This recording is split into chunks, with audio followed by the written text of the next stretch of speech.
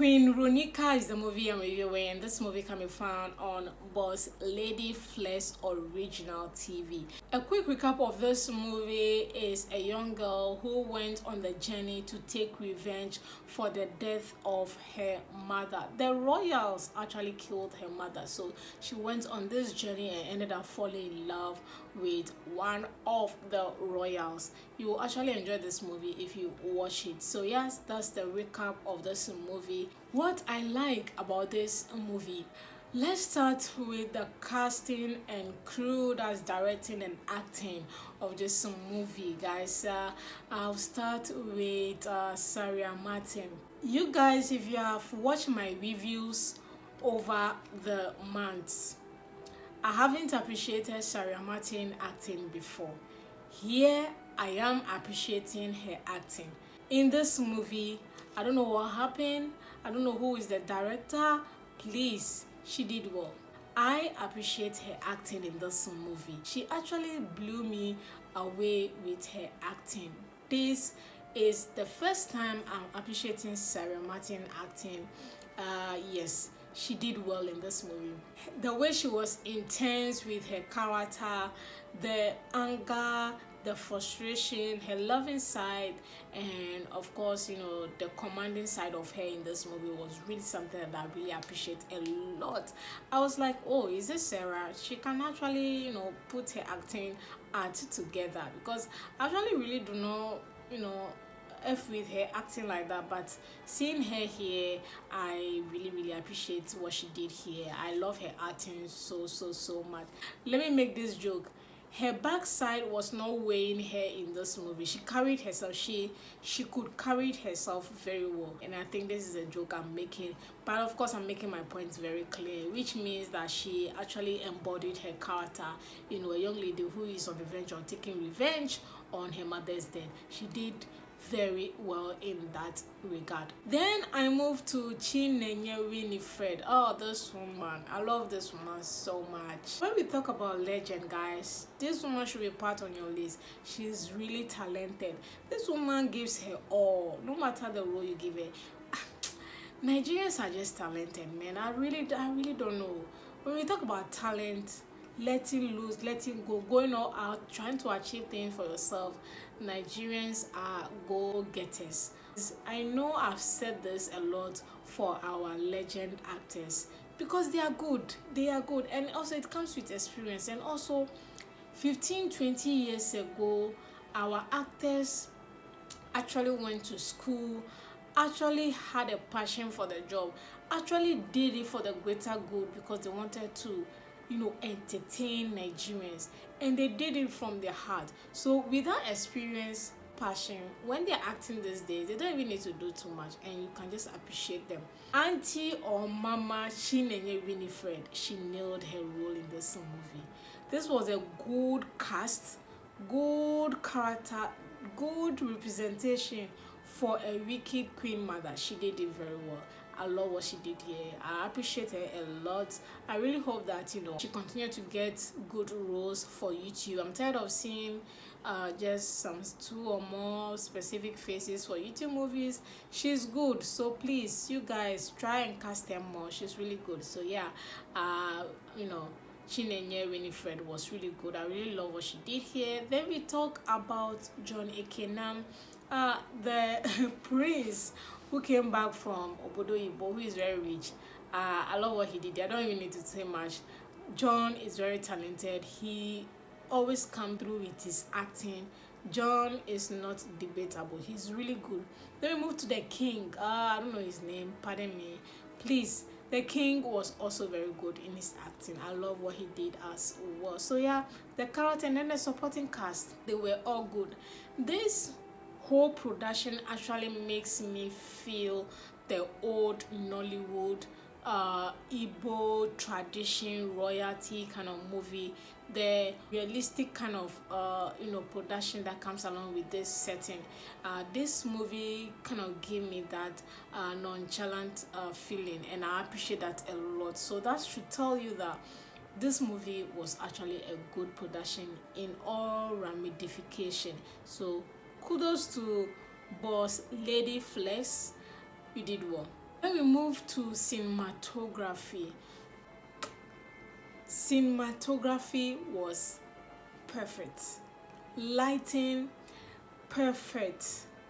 Camera angles, perfect. Shots, everything about cinematography. This movie has it well, not 100, but 99%. They had it on lockdown. Cinematography was on point. If you see how I don't know if it's the camera quality or the editing quality, which one was it, or the lighting, I don't know what was it, or the editing, I don't know how they did it, but the whole cinematography, guys, I'm speechless because the thing is too good. You guys know that I always complain about cinematography, especially the other ones that always have this theme going on. Boss Lady Flex original, you did well with this. Cinematography was on in Kenwood. I love it so much. Then we move to costume for this movie. What more can I say? I already said this movie gave me that old version of Royal Igbo authentic kind of vibe, the nonchalant feeling that I had watching this movie. Talk about costume, they nailed it.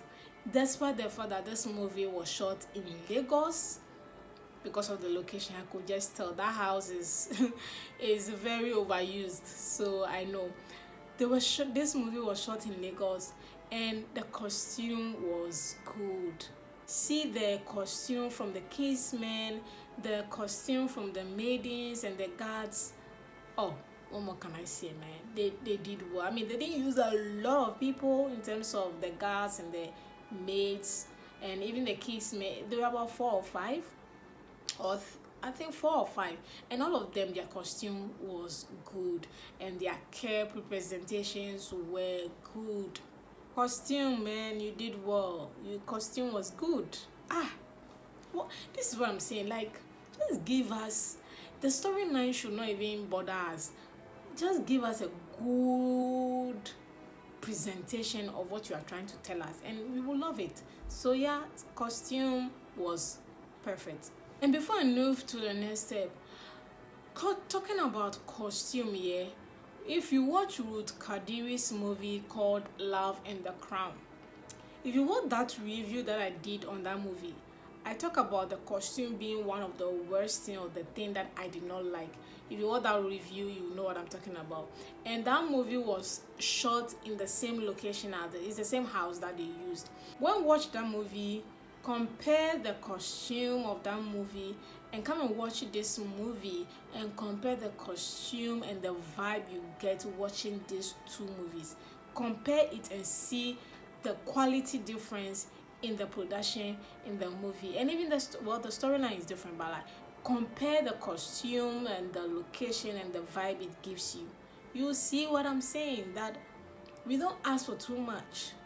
It just put the whole idea of the royalty and whatever, even though it was not shot in village, or maybe a quite deprived community or whatnot.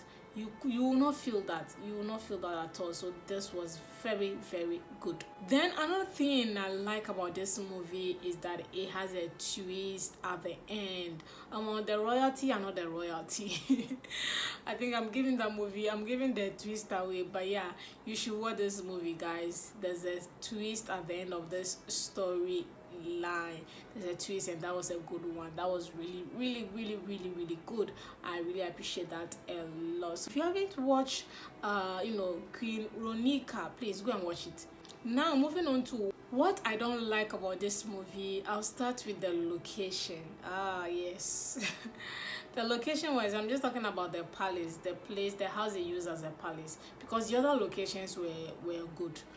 Especially when they're giving us a throwback something, that was okay. But the house, of course, majority of the shots were done in the house. So the location, the palace house, the location was not it. The house was nice. Like I said, they've used that house a lot of times in YouTube movies. But what I expected them to do was to give us a change, was to create the house as a palace, and that did not happen. Their costume was given palace, but the house was not given palace, because we're not having the Igbo decoration, Igbo palace kinship, whatever that we know of. We were not getting that from this movie, and the king was not sitting on a throne or whatever. It wasn't there. So I was questioning all of that. He was just holding that, a fall thing, and that was in his attire. The house was not decorated as a palace, so that was a big letdown. So please, next time his men are there, he has his own, he has his own throne, beautifully decorated, and that would be it. But we didn't get any of that, so that was a big letdown. I was really disappointed. So that was something that I did not like about this movie. They didn't decorate the house to look like a palace. Basically, that's it. I didn't like that. Another thing that I didn't like about this movie was the 3 women who came in as, the women that the queen wanted their son to marry. When they presented the 3 ladies, they were wearing ashwebi. I mean, they were wearing anko. They were all wearing the same dress. Like, why? Why was that the case? And the women's body size did not make the dress they were wearing look very presentable. You want to be a future queen, and you are dressing like that. Hello, the ashwebi idea was bad. I mean, the anko idea was bad, and the way they sewed the dress for them was not it either. They needed to present themselves as future princesses or future queens. That was not the case. So that was a letdown as well. Then lastly but not the least, we didn't get any interaction from the maidens, that's the maids.